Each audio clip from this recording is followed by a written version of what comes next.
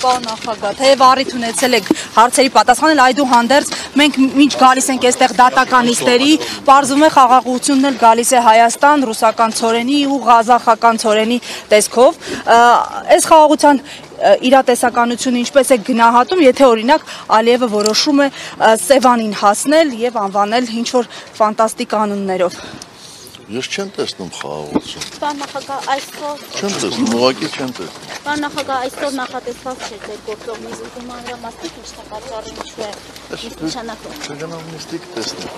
Անսպասելիությունը ինչով եք պայմանավորում։ Իրավված խափանամիջոց բացակայելու արգելքը երկու գործով էլ վերացվել է եւ այժմ կարծես թե փորձում են նորից